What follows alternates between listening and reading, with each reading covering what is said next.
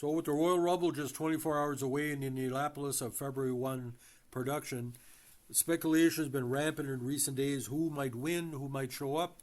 Who might not show up? Now, WrestleHeadlines.com put out a very interesting article in the last few hours by Matt Boone, a very, very good writer.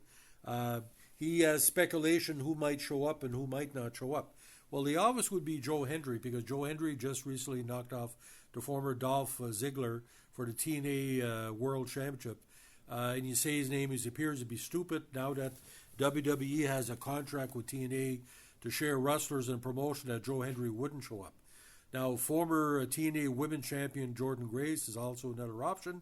She is no longer with TNA, but she signed a contract with WWE. Now, a person who signed a new contract with WWE, Becky Lynch, Seth Rollins' wife, will probably come back. She's been out the last couple of months. Now, according to WrestlingHeadlines.com, a lot of whispers in the wind regarding surprise entrants for the Royal Rumble matches, women and men's, at the Royal Rumble Premium Live event this Saturday, have been running rampant. Now, this will be free on Netflix in Canada and the States. The last word going around about Becky Lynch was that she was awaiting creative and could debut at any time, which means post-Rumble or at the Rumble. According to sources, we have not heard if creative has been set for her. Now, Ilya Dragunov, the former NXT champion who was injured recently, was at the WWE Performance Center last week doing in-ring training. Probably will not be back. Now, Jade Cargill, the former women's tag team champion who's been out since a kayfabe attack at a recent WWE event, again has been at the Performance Center doing in-ring training as of late. Now, Nikki Bella of the Bella Twins, her name has also been discussed among talent as its possible Royal Rumble entrant. Now, the Wyatts, or the Wyatt Six, absence is injury-related, and a number of AEW and TNA talent are in the city for WrestleCon, which is a tie-in with Royal Rumble, so you'll likely see some bait in regards to who is in town. Now, the biggest bait, of course... Oh. I'm just going to see if I left my cleaner. I have a bad habit of doing that. Yes, okay. Now, with the TNA changes in recent weeks as well, we don't know if Matt Cardona, obviously Chelsea Green's husband, Chelsea's U.S. Women's Champion, might show up.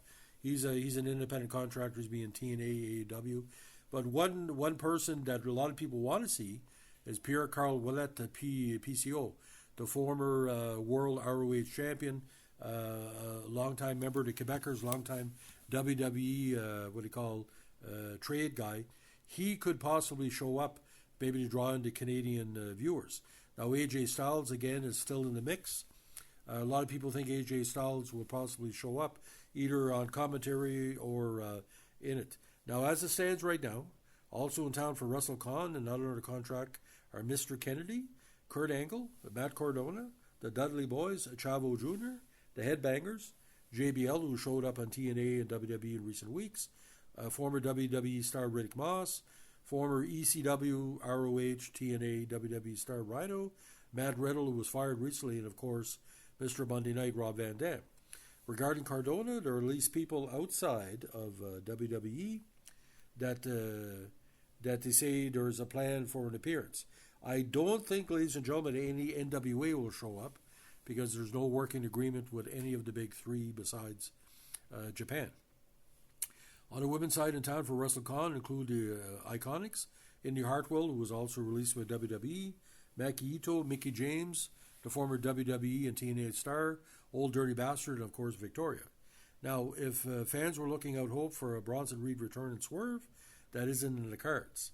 He still is on a scooter to help with his injury at the date of the Royal Rumble show, and note about changes coming, but it doesn't necessarily mean anything.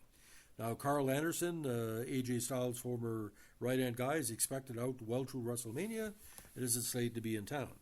Again, the last that has been heard of AJ Styles, he was at Bound for Glory, which is a TNA event, and wasn't in a walking boot or crutches. WWE hopefully can be there for a Royal Rumble. Now, there has been creative discussed for Alexa Bliss. She's been talking to come back in a Rumble for 3 years, but at press time, the media haven't heard anything about his status for the week. Now, Big E, who was basically working as a commentator, might return as a wrestler. You know, he had the big broken neck a couple of years ago. So I think what's going to happen to Royal Rumble is either going to be CM Punk or Drew McIntyre or Sami Zayn or maybe one of the Usos are going to win. There's talk they're going to take the belt off Gunter by WrestleMania or before WrestleMania, because right now he's pretty well hit the ceiling regarding his career. Now Joe Hendry might tie in with the John Cena situation, because this is supposedly John Cena's last year, and he said he wants to wrestle for a world title. Obviously, Joe Hendry would lose the title to Cena, and Cena would give it back that same night. But Joe Hendry, again, the sky's the limit for his future in wrestling, because it's been, 2 years that people wanted him to have a world title. And Hendry is so over right now internationally. He's making TNA more of an international recognition like AEW is. I think Joe Hendry would be a good fit in the Cena situation. Now, overall, ladies and gentlemen, most Royal Rumbles of the 2000s and 10s and 2020s have been bummers. We got to find a way to get a better focus. I think there maybe have somebody important on the announcing team to come back. But like I said, Hendry, it's just going to be interesting. And Masha Slamovich as well, as the TNA champion, women's champion, taking over for Jordan Grace, could be an option for quite a few people to look at their future.